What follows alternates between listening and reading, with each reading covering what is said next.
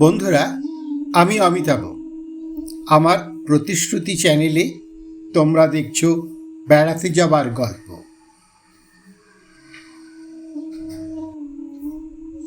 গল্প ভালো লাগলে তোমরা লাইক ও কমেন্ট করে জানিও।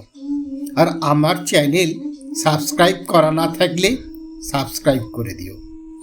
দেখতে থাকো, শুনতে থাকো বেড়াতে যাবার গল্প।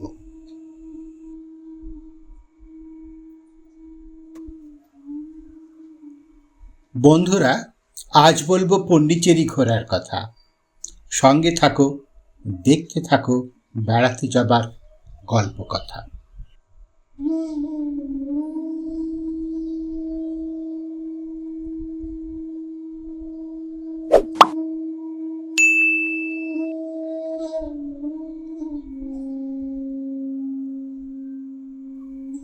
এখন আমরা চলেছি পন্ডিচেরির উদ্দেশ্যে। মহাবলীপুরম থেকে পন্ডিচেরির দূরত্ব প্রায় 96 কিলোমিটার। পন্ডিচেরি, বর্তমানে পুডুচেরি, ভারতের জনপ্রিয় কেন্দ্রশাসিত অঞ্চল, যেটি 1954 সাল পর্যন্ত ফরাসি উপনিবেশের অধীনে ছিল। এখনও ফরাসি ঔপনিবেশিক স্থাপত্য, শান্ত সমুদ্র সৈকত এবং আধ্যাত্মিক পরিবেশের জন্য পন্ডিচেরি বিখ্যাত। সন্ধ্যা 7টা নাগাদ আমরা পন্ডিচেরির শ্রী অরবিন্দ আশ্রমের পার্ক গেস্ট হাউসে পৌঁছলাম। প্রায় 2.5 ঘন্টা সময় লাগলো।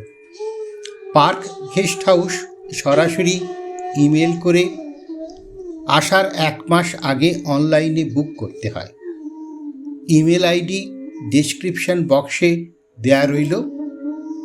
এই আশ্রমের গেস্ট হাউসে একদিনের বেশি থাকলে আশ্রমের ভোজন কুপন পাওয়া যায়, যেটি নির্দিষ্ট মূল্য দিয়ে ভোরবেলা আশ্রমের ইনফরমেশন সেন্টার থেকে সংগ্রহ করতে হয়।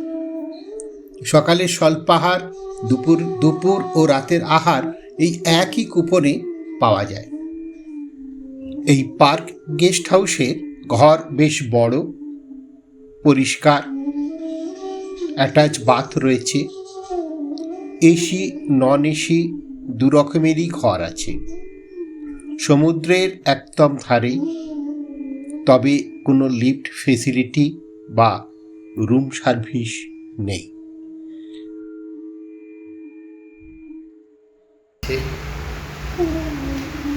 বড় সোফা রয়েছে, বিশাল বড় সোফা। কি বলছে দেখো, কি বলছো তুমি? পন্ডিচেরি থেকে যাবে, এখানে এখানে আর বাড়ি যাবে না।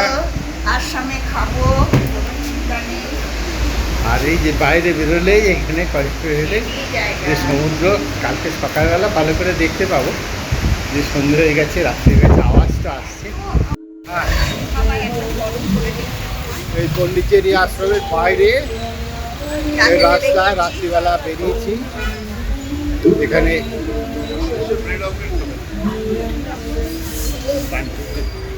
এখান থেকে ওই বিষ্ট্রো বে থেকে আমরা চা, স্ন্যাক্স খেলাম।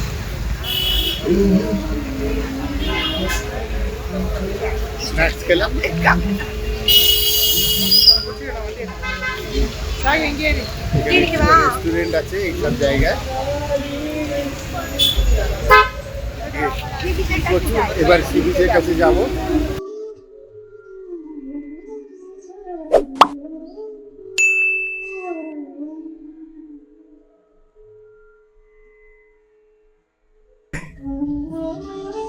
এখানে ফাস্ট ফুড, চাইনিজ, মোমো ইত্যাদি খাবারের দোকানই বেশি চোখে পড়ে।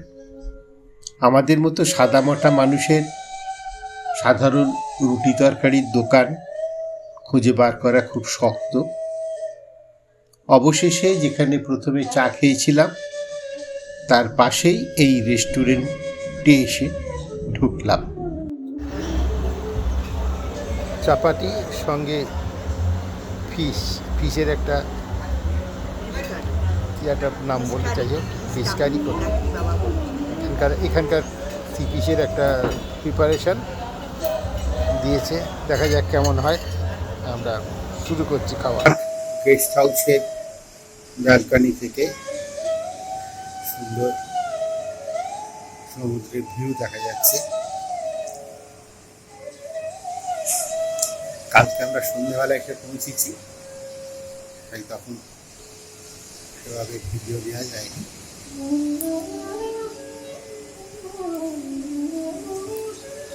আর গেস্ট হাউস থেকে বেরিয়ে রাস্তা ক্রস করলেই সমুদ্র।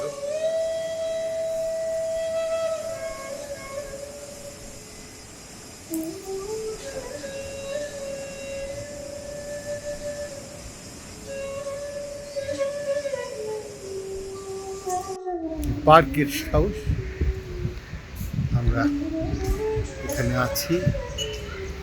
গতকাল সন্ধ্যাবেলায় পৌঁছেছি, এখন ঘুরে এলাম পন্ডিচেরি স্পট।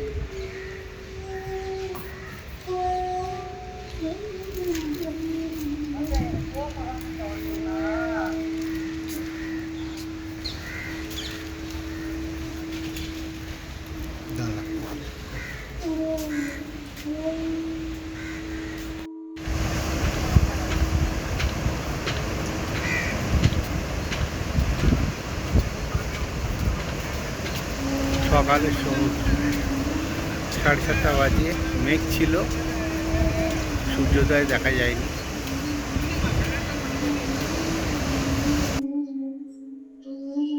ভোরবেলা সমুদ্রের পাশ দিয়ে শহরের গাছপালায় ঢাকা রাস্তায় হাঁটতে হাঁটতে আশ্রমের ইনফরমেশন সেন্টারের উদ্দেশ্যে রওনা দিলাম।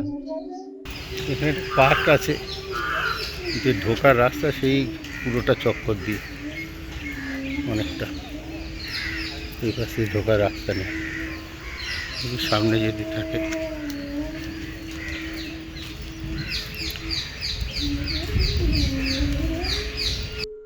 আমরা সকালবেলা ব্যুরো অফিসের সামনে দাঁড়িয়ে আছি, আশ্রমের ইনফরমেশন সেন্টার।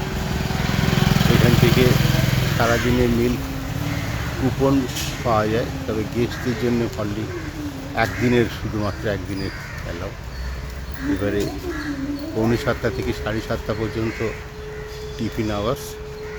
এদিকে ওল্ড পোস্ট অফিসের ধারে ডাইনিং হল আছে, দেখি সেখানে খোঁজ করে যেতে হবে।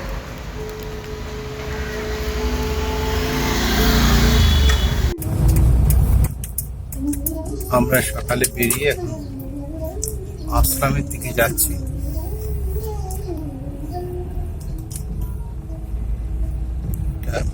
পন্ডিচেরির আশ্রমের মধ্যেই বিভিন্ন বাড়ি রয়েছে।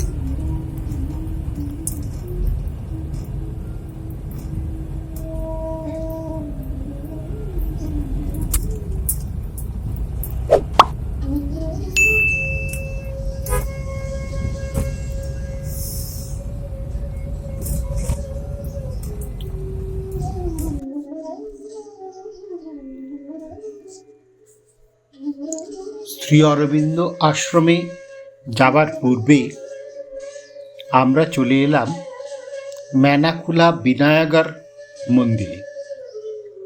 মন্দিরটি দেবতা গণেশকে উৎসর্গ করা। এই মন্দির পন্ডিচেরির একটি জনপ্রিয় স্থান।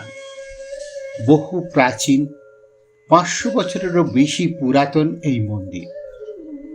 ফরাসি শাসক ডুপ্লেক্সের শাসনকালে এই মন্দিরটি ধ্বংসের চেষ্টা করা হয়েছিল, কিন্তু হিন্দু জনগণের তীব্র প্রতিবাদ এবং ভূখণ্ডে ব্রিটিশ ও মারাঠা আক্রমণের হুমকির কারণে এটিকে সেই সময় রক্ষা করা সম্ভব হয়েছিল। মন্দিরটি আগে মানাল কুলাথু বিনায়গার নামে পরিচিত ছিল। সারা বছর ধরে বেশ কয়েকটি উৎসব এই মন্দিরে উদযাপিত হয়। মন্দিরের ভেতরে ছবি তোলার অনুমতি নেই, তাই ভেতরের ছবি নিতে পারলাম না।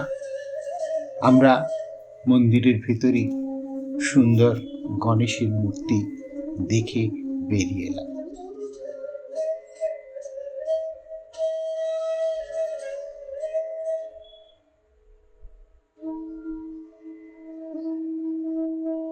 আশ্রমে শ্রী অরবিন্দ ও শ্রীমার সমাধিস্থল দেখে বেরিয়ে এলাম। ভেতরে ছবি তোলার অনুমতি নেই, তাই ছবি তুলতে পারলাম না। এবার বলি শ্রী অরবিন্দের কথা।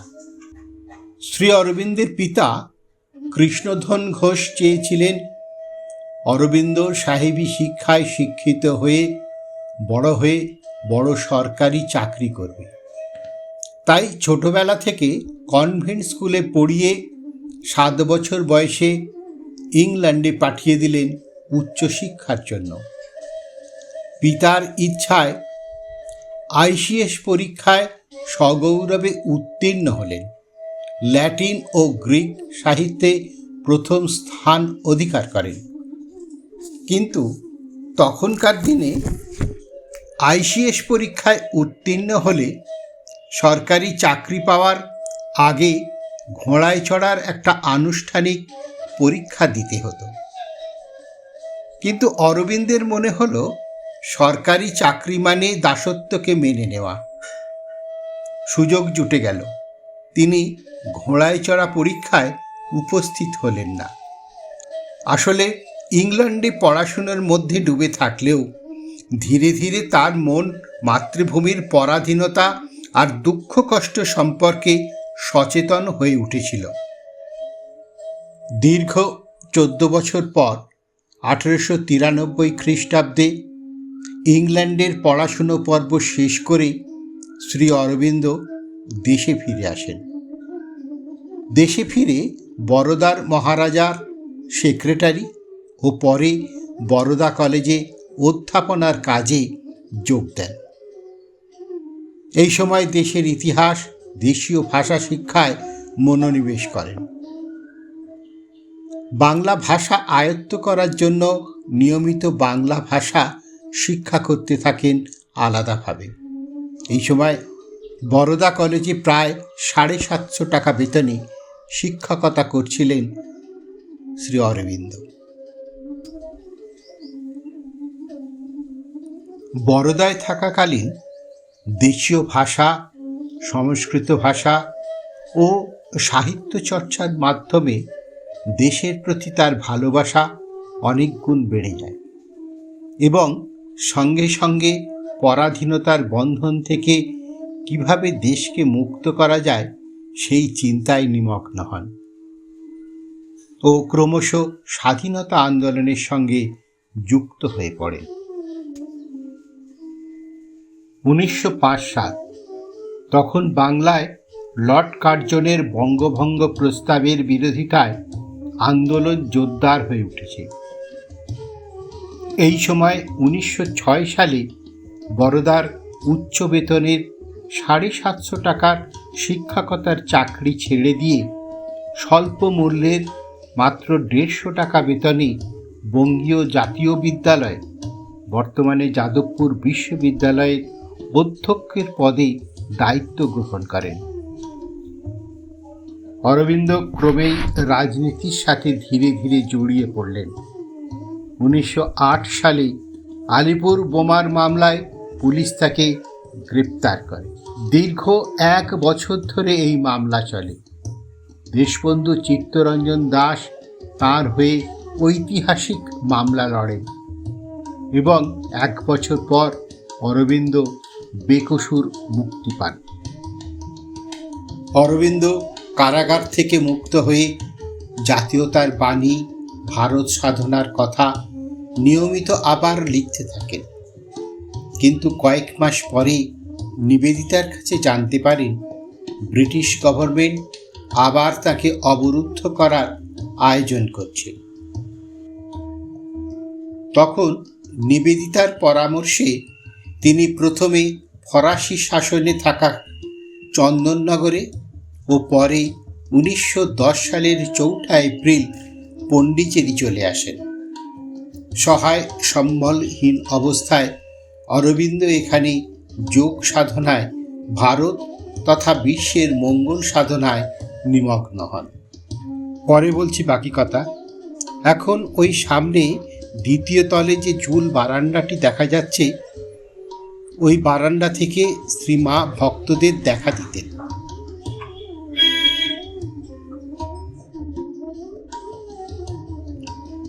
আবার ফিরি আগের প্রসঙ্গে। 1914 সালে জনৈক ফরাসি ভদ্রলোক পল রিচার্ড ও তার স্ত্রী শ্রীমতী মীরা রিচার্ড পণ্ডিচেরি এলেন। তারা আধ্যাত্মিক গুরুর সন্ধান করছিলেন। 1914 সালের 29শে মার্চ তারা অরবিন্দের সাক্ষাৎ পান এবং অরবিন্দকে আধ্যাত্মিক গুরু হিসেবে গ্রহণ করেন। 1915 সালে রিশার দম্পতি দেশে ফিরে গেলেন, কিন্তু 1920 সালের 24শে এপ্রিল শ্রীমতী রিচার্ড আবার ফিরে আসেন এবং স্থায়ীভাবে থেকে যান। আর এখানকার সব কিছু ব্যবস্থা করে একটা নিয়ম শৃঙ্খলার মধ্যে নিয়ে এলেন এবং সব ভার নিজের কাঁধে তুলে নিলেন। এইভাবেই আশ্রমের গোড়াপত্তন হল। অরবিন্দ বুঝেছিলেন শ্রীমতী মীরা রিচার্ড বা মীরা আলফাসা সাধনার পথে অনেক দূর এগিয়েছেন। তিনি বললেন, ইনিই স্বয়ং জগন্মাতা, এবং সে কথা সকলকে মেনে নিতে বললেন।